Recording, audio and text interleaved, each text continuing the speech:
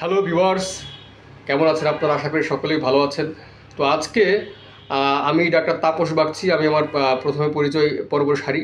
আমি ডাক্তার তাপস বাগচি। আমি একজন বিএএমএস তথা bachelor of Ayurvedic medicine and surgery, Ayurvedic মেডিসিনের উপরে ব্যাচেলর কোর্স করা সরকারি union Ayurvedic medical college Dhaka থেকে।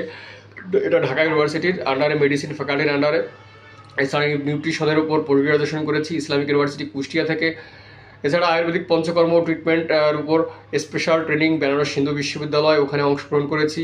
এছাড়াও বর্তমানে ভলেন্টারি রিসার্চ ফেলোশিপ অর্থাৎ একজন গবেষক হিসাবে রিসার্চে রয়েছি ভারতের কৃষ্ণরাম মহাসংঘ ইনস্টিটিউটে। এখন আজ এছাড়া আমি চিফ কনসালট্যান্ট হিসেবে রয়েছি কল্যাণী আয়ুর্বেদিক কনসালটেন্ট সেন্টার গোপালগঞ্জে। ঢাকার কয়েকটি আয়ুর্বেদিক কনসালটেন্ট সেন্টারে আমি কনসালটেশন করে আসছি।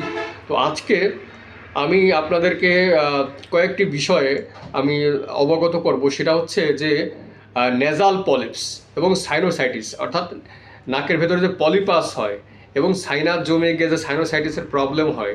এছাড়া আরেকটা জিনিস নিয়ে আলোচনা করবো, সেটা হচ্ছে কার্ডিয়াক অ্যাজমা বা ব্রঙ্কিয়াল অ্যাজমা, এই যে শ্বাসকষ্টটা, এইটা নিয়ে একটু আলোচনা করবো আজকে। তো প্রথমে আমি নেজাল পলিপস বা সাইনোসাইটিসের দিকে এগোই।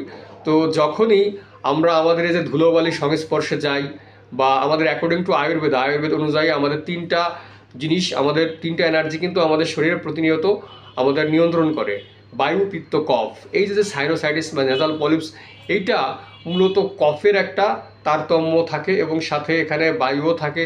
কফের তারতম্যর কারণে এটা কিন্তু সাধারণত আমাদের যে অনেক সময় অ্যালার্জি রিয়াকশান বেড়ে যায়, বেড়ে গিয়ে দেখা যাচ্ছে যে আমাদের যে নাকের ভেতরে যে ধুলোবালি, অজস্র ধুলোবালি জমে, ধুলোবালি জমতে জমতে কিন্তু একটা সময় এটা স্তর করে কিন্তু এক সময় নেজাল পলিপসে পরিণত হয় এবং অনেক সময় এটা সাইনোসাইটিসের দিকেও চলে যায়।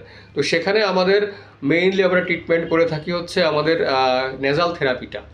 এছাড়া আমাদের আয়ুর্বেদের লাইন অফ ট্রিটমেন্ট, যেহেতু কফ প্রিডোমিনেন্ট এখানে কাজ করে, আমরা বমন থেরাপির কথা বলে থাকি। এছাড়া আমাদের নেজাল থেরাপি আছে, নাকের ভেতরে মেডিকেটেড অয়েল দিয়ে আমরা সাধারণত এই নেজাল থেরাপিটা করে থাকি। এখানে সম্পূর্ণরূপে নেজাল পলিপসটা কিওর হয়ে যায়। যদিও অন্য জায়গায় আমরা শুনি যে এটা কিওর হয় না, অনেকে আবার এটা পোড়ায় বা করে, এতে কিন্তু সমস্যা হয়। পোড়াবেন না, কখনো এটা পোড়াবেন না। এবং অনেক সময় অপারেশন করার পরেও কিন্তু স্থায়ীভাবে আবার এটা ভালো হয় না, পরবর্তীতে আবার রিকভারি করে। সুতরাং আমাদের এই যে আয়ুর্বেদে কিন্তু যদি আমরা নেজাল থেরাপি বা বমন থেরাপিটা অ্যাপ্লাই করে থাকি, এটা সম্পূর্ণ কিন্তু এটা কিওর হয়ে যায় এবং সাথে যদি কিছু মেডিসিনের প্রয়োজন পড়ে সেটা আমরা অ্যাড করার কথা বলে থাকি। এছাড়া কিছু ফুড রেস্ট্রিকশন বা ফুডের মাধ্যমে আমরা কিন্তু এটা পার্মানেন্ট সলিউশনের কথা বলে থাকি। এইবার আমি যেটা আলোচনা করি সেটা হচ্ছে অ্যাজমা, সেটা কার্ডিয়াক অ্যাজমা হোক বা ব্রঙ্কিয়াল অ্যাজমা হোক। কার্ডিয়াক অ্যাজমাটা কি, সেটা যদি আপনারা হার্টের ত্রুটিজনিত হৃদরোগের কোনো কারণে যদি শ্বাসকষ্ট হয়ে থাকে, সেজন্য যেটা আমরা পেশেন্ট ফিল করে সেটা হচ্ছে কার্ডিয়াক অ্যাজমা। এবং ব্রঙ্কাই অর্থাৎ ফুসফুসের ইনফ্লামেশন বা প্রদাহজনিত কারণে যদি যে শ্বাসকষ্টটা হয় বা অ্যাজমাটা হয়, সেটা হচ্ছে ব্রঙ্কিয়াল অ্যাজমা। এখন এই ব্রঙ্কিয়াল অ্যাজমা বা কার্ডিয়াক অ্যাজমা উভয়ের জন্য কিন্তু আমাদের উরবস্তি বা হৃদয় বস্তিটা আছে। এটা অ্যাকর্ডিং টু আয়ুর্বেদা, এটা যে তিনটে এনার্জি বাতা, পিত্তা, কফা, এই বায়ু, পিত্ত, কফের ভিতরে কফ প্রিডোমিনেন্ট করে। সেটা কোথায় করে? আমাদের এই চেস্ট অঞ্চলে করে। চেস্ট অঞ্চলে করার কারণে আমাদের এই চেস্টে থাকে অবলম্বন কফ। এটা যখন প্রকোপিত হয়ে যায়, সেটা বৃদ্ধিপ্রাপ্ত হোক, হ্রাসপ্রাপ্ত হোক, এটা হলে কিন্তু আমাদের এই যে অ্যাজমা, এইটা কিন্তু দেখা দেবে। সুতরাং আমরা এখানে যেটা করি সেটা হচ্ছে হৃদয় বস্তি বা উরবস্তি নামে একটা থেরাপি, সেটা অ্যাপ্লাই করে থাকি। সেটা এই চেস্ট অঞ্চলে, এখানে আমরা মেডিকেটেড অয়েল বা মেডিকেটেড ঘির মাধ্যমে কিন্তু আমরা ওটা করে থাকি। আমাদের বডিতে কিন্তু অসংখ্য লোমকূপ থাকে, সেই লোমকূপের ছিদ্র দিয়ে কিন্তু এই যে অয়েলটা বা ঘিটা, এটা কিন্তু পাস হয়ে কিন্তু সরাসরি আমাদের লাংস বা হার্টে গিয়ে কিন্তু সরাসরি এটার যে ইমব্যালেন্সটা আছে, অর্থাৎ কফের যে একটা তারতম্য থাকে, এই ইমব্যালেন্সটা কিন্তু ব্যালেন্সে নিয়ে আসে। এবং এর সঙ্গে সঙ্গে আমাদের যে হার্ট বা ফুসফুস প্রপার যে নিউট্রিশন, এই নিউট্রিশনটা কিন্তু প্রোভাইড করে। কারণ আমরা যে অয়েল বা মেডিকেট ঘিটা অ্যাপ্লাই করি, তার ভিতরে প্রচুর পরিমাণে নিউট্রিশিয়াস উপাদান থাকে। তো এই উপাদানগুলো ওখানে কিন্তু নিউট্রিশন প্রোভাইড করছে। এরপর আমাদের আরও কিছু মেডিসিন থাকে, যেমন মহাদ্রাক্ষারিষ্ট, অর্জুনারিষ্টা, এরপরে বাসক এবং মধুর সমন্বয় বা তুলসীর সমন্বয়ে কিছু মেডিসিন থাকে। তো এইগুলো দিয়ে আমরা কিন্তু কফটাকে প্রশমন করছি, বা কফটাকে প্রশমন করলে ভুল হবে, কারণ হচ্ছে এই কফটা বেড়ে যায় বা কমে গিয়ে এরকম হয়, কফটাকে ব্যালেন্সে নিয়ে আসে, একটা সাম্যাবস্থায় নিয়ে আসছে।